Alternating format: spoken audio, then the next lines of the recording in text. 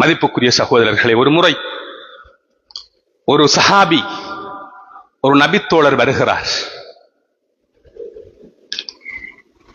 வந்து நாயகம் ஸல்லல்லாஹு அலைஹி வஸல்லம் அவர்களிடம் சொல்லுகிறார், அல்லாஹ்வின் தூதரே, என்னிடம் செல்வம் இருக்கின்றது, எனக்கு குழந்தைகளும் இருக்கிறார்கள்.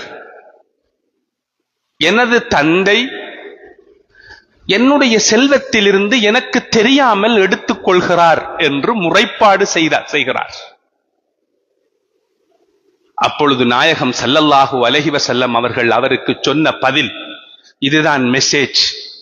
மிக கவனமாக சிந்தியுங்கள்.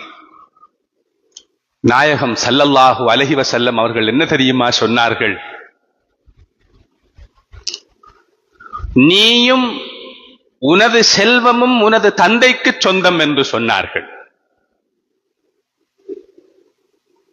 சகோதரர்களே, எங்களது எல்லாமே எங்களது தந்தைக்கு சொந்தம்.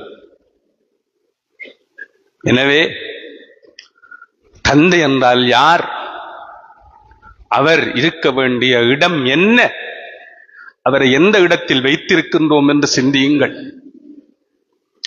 பல தந்தையர்கள் மௌனமாகிவிட்டார்கள். பலரை சந்திக்க கிடைத்திருக்கின்றது. எங்களுக்கு எங்களது தந்தை ஒரு மிக பெரும் ரோல் மாடல். அவர் எப்படியாக இருந்தாலும் சரி, அவர் எந்த நிலையில் இருந்தாலும் சரி, அவர் எனக்கு தந்தை.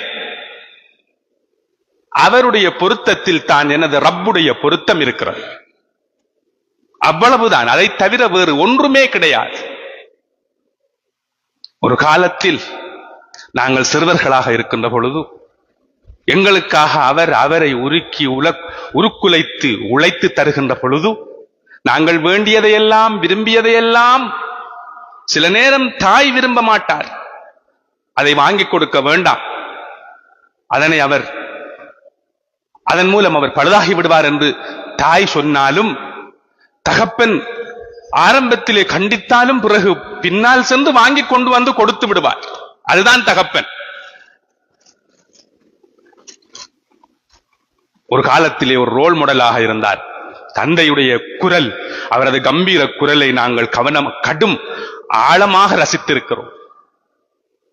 அப்படி இருந்த பல தந்தையர்கள் இன்று மௌனிகளாகிவிட்டார்கள். அவர்கள் பேசுவதில்லை. சமூகத்திலே யாரையும் நாம் காட்டிக் கொடுக்க கூடாது.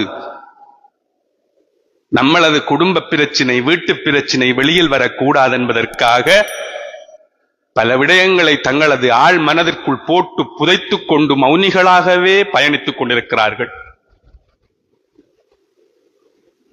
மதிப்புக்குரிய சகோதர